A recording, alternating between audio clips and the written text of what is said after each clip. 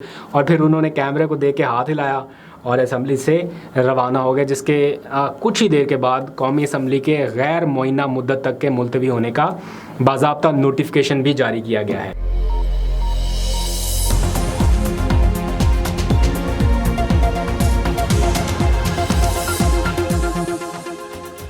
بسم اللہ الرحمن الرحیم، السلام علیکم۔ پاکستان اور دنیا بھر میں دیکھنے اور سننے والوں کو عبد القادر کا سلام۔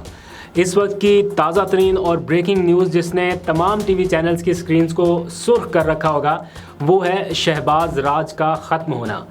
11 ماہ کے اقتدار کے بعد آج اسمبلی تحلیل ہوتے ہی شہباز حکومت کے اقتدار کا خاتمہ ہو گیا، لیکن شہباز شریف ابھی چند دن مزید وزیر اعظم برقرار رہیں گے جب تک نیا نگراں وزیر اعظم اپنے عہدے پر نہیں آ جاتا۔ یہ قانون اور قاعدہ بھی ہے۔ جب Imran Khan vote of confidence کے بعد جب وہ وزیر اعظم نہیں رہے تھے تب بھی کچھ دنوں تک وہ اپنی ذمہ داریاں انجام دیتے رہے جب تک نئے وزیر اعظم کا یعنی شہباز شریف کا چناؤ نہیں ہو گیا تھا۔ تو اصول کے مطابق ابھی بھی انہیں چند دن تک وزیر اعظم رہنا ہے۔ تو 14 جماعتوں کے 16 ماہ پر محیط اقتدار کے خاتمے پر تحریک انصاف نے آج یعنی 10 اگست کو یوم تشکر اور یوم نجات کے طور پر منانے کا اعلان کیا ہے۔ ساتھ ہی حکومت کے ہاتھوں معیشت، سیاست، جمہوریت، آئین، قانون اور نظام مملکت کو پہنچنے والا جو ایک نقصان ہے اس کا تفصیلی تجزیہ بھی قوم کے سامنے رکھنے کا فیصلہ کیا ہے۔ اس حوالے سے کچھ اپڈیٹس میں کل کے ولاگ میں شامل کر دوں گا کیونکہ کل ہی بہت ساری اس حوالے سے ڈیولپمنٹ ہونی ہے۔ تو رخصت ہوتی ہوئی حکومت کے جو 16 ماہ تھے یا 16 مہینے کا اقتدار وہ کیسا تھا، نئے پاکستان سے پرانے پاکستان واپسی کا جو ریورس گیئر لگا تھا وہ کیسا ثابت ہوا۔ مورخ تو اس بارے میں کہیں نہ کہیں بیٹھا کچھ نہ کچھ لکھ رہا ہوگا، کچھ زیادہ غیرت والا ہوا تو تفصیل سے لکھ دے گا، لیکن آپ کے پاس پلیٹ فارم حاضر ہے۔ ابھی ذرا کامنٹ سیکشن میں تشریف لے آئیں اور اپنی اپنی رائے کا اظہار کرتے ہوئے تھوڑی سی ڈیٹیل بتائیں۔ پھر آخر میں بھی آپ کو بتاؤں گا کہ میری نظر میں یا میرے نزدیک اس حکومت کی مین ہائی لائٹس کیا تھیں، کہاں سے خرابیاں جو شروع ہوئیں اور کہاں تک یہ پھر کنٹینیو ہوا۔ آج یونیورسٹی میں جیسے آخری دن ہوتا ہے نا لوگوں کا میل ملاقاتیں کرتے ہیں، الوداعی ملاقاتیں، بالکل اسی طرح اس اسمبلی میں بھی جس کو حکومتی جماعت کے اپنے ارکان بھی بدترین اسمبلی قرار دیتے رہے ہیں، اس میں ارکان ایک دوسرے سے الوداعی ملاقاتیں کرتے رہے۔ اسمبلی نے خود کو ہی فیئر ویل دینے کے لیے ریڈ کارپٹ کا بھی اہتمام کیا ہوا تھا، کھانے شانے کا بندوبست بھی تھا، پھر سیلفیاں بھی بنائیں۔ یادگار لمحات ہیں نا یہ حکومت میں آنے کے اور جانے کے، تو ان کو بھی محفوظ بنایا گیا۔ کچھ گروپ فوٹو ہوئے، کچھ باقاعدہ فوٹو سیشن بھی ہوا۔ شہباز شریف صاحب نے اپنے کولیگز کے ساتھ جتنے بھی ارکان اسمبلی ہیں ان کے ساتھ پہلے کیبنٹ میں پھر بعد میں یہاں پر بھی تصاویر بنائیں، اور پھر بالکل آخری لمحات میں جب ہال کے بالکل دروازے بند ہونے والے تھے، لائٹس بند ہو گئیں، اکا دکا ارکان رہ گئے، تب خواجہ صاحب بھی وہاں پر موجود تھے، خواجہ آصف، اور پھر انہوں نے کیمرے کو دیکھ کے ہاتھ ہلایا اور اسمبلی سے روانہ ہو گئے، جس کے کچھ ہی دیر کے بعد قومی اسمبلی کے غیر معینہ مدت تک کے ملتوی ہونے کا باضابطہ نوٹیفیکیشن بھی جاری کیا گیا ہے۔ شہباز شریف نگراں وزیر اعظم کے آنے تک جیسے میں نے آپ کو بتایا کہ وہ کام جاری رکھیں گے، اور ہو سکتا ہے کہ نگراں وزیر اعظم کا نام فائنل ہونے تک وزیر اعظم اور اپوزیشن لیڈر میں کوئی ڈیڈ لاک جیسی خبر بھی نکل کے سامنے آ جائے کہ جناب ابھی فیصلہ نہیں ہوا، ابھی ڈیڈ لاک ہے، کچھ دن اور وزیر اعظم رہیں گے۔ تو ہمارے ایک دوست ہیں عباس شبیر صاحب، انہوں نے حالات کے پیش نظر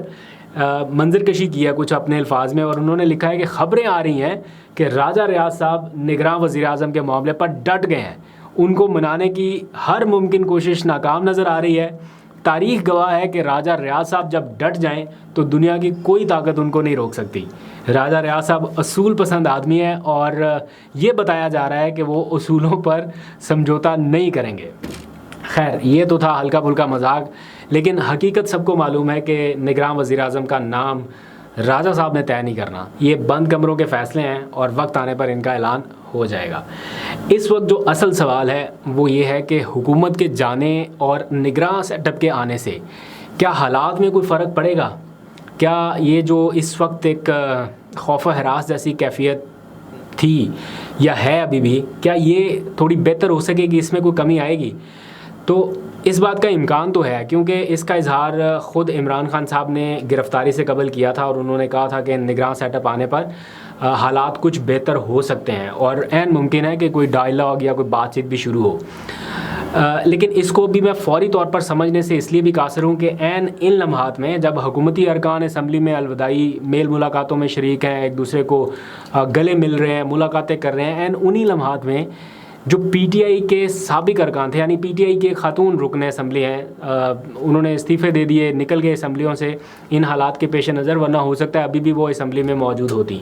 تو جو پی ٹی آئی سے تعلق رکھنے والی خاتون رکن اسمبلی شاندانہ گلزار ہیں، وہ آج گرفتار ہو گئی عین انہی لمحات میں جب باقی جماعتوں کے اراکین ایک دوسرے سے گلے مل رہے ہیں، ہنس رہے ہیں، کھلکھلا رہے ہیں، تو پی ٹی آئی کے جو ارکان اسمبلی تھے سابق، ان کی گرفتاریوں کا سلسلہ جاری ہے۔ لیکن حوصلہ افزا بات یہ ہے کہ آج ہی کے دن عدالتوں سے رہائی کے احکامات بھی سامنے آنا شروع ہوئے ہیں۔ Rawalpindi Lahore high court bench میں 9 مئی کے جو واقعات ہیں ان سے متعلق کچھ ملزمان کی گرفتاری کے بعد ضمانتوں کی درخواستوں پر آج سماعت ہوئی۔ تو اڈیالہ جیل میں جو نظر بند شہریار آفریدی ہیں، ان کے ساتھ ساتھ 57 اور کارکنان کی نظر بندی کو عدالت نے کالعدم قرار دیا ہے، اور اس بار ڈپٹی کمشنر راولپنڈی کو یہ حکم دیا ہے کہ آئندہ ہمارے آرڈرز پر رہا کیے گئے کسی بھی کارکن کو یا کسی بھی رہنما کو دوبارہ گرفتار کرنا ہو تو اس سے پہلے آپ کو عدالت سے رجوع کرنا ہوگا۔ عدالت سے رجوع کیے بنا یا عدالت کی پرمیشن کے بغیر کوئی آرڈر اب آپ اپنے طور پہ پاس نہیں کریں گے۔ عدالت نے آج دوران سماعت ڈپٹی کمشنر صاحب کو یہ تنبیہ کی ہے یا وارن کیا ہے کہ ہم کوئی ایسا آرڈر پاس نہیں کرنا چاہتے جس سے کوئی بدمزگی ہو، اس لیے بہتر ہے کہ آئندہ اب آپ نے کوئی بھی رہا کیا ہوا گرفتار دوبارہ کسی بھی مقدمے میں پکڑنا ہو پنجاب کی حدود میں، تو آپ پہلے عدالت سے رجوع کریں گے، عدالت پرمیشن دے گی، دین آپ کارروائی کر سکتے ہیں، ادروائز نہیں۔ تو پھر انہوں نے بعد میں جیل سپرنٹینڈنٹ کو بھی بلایا کہ ان سے بھی پوچھا جائے کہ کیوں یہ سارا کچھ ہو رہا ہے، تو وہ بھی بعد میں پیش ہوئے۔ تو خیر اب لگ رہا ہے کہ حکومت کے جانے کے بعد شاید کہیں سے پریشر ریلیز ہو اور یہ تھوڑا سا جو سختی کا ماحول تھا اس میں تھوڑی کمی بھی آئی، لیکن یہ بھی ممکن ہے کہ آنے والے دنوں میں سختی بڑھے، تو کیا کم ہوگی یا بڑھے گی، اس کا جو انحصار ہے وہ نگراں سیٹ اپ کے منظر عام پہ آنے پہ ہی ہے کہ پتہ چلے گا کہ اگر تو محسن نقوی جیسا سیٹ اپ پورا ادھر آ رہا ہے تو دیٹ مینس کہ سختی بڑھے گی، اور اگر کوئی سوفسٹیکیٹڈ کوئی شخص اس عہدے پر آیا ان اے سینس کہ جس کی کوئی پولیٹیکل ایفیلیشن اس طرح سے نہیں ہے، فار ایگزامپل حفیظ شیخ آ جاتے ہیں یا کوئی ڈپلومیٹ آ جاتا ہے جس کی اتنی ہارڈ لائن نہ ہو پولیٹیکل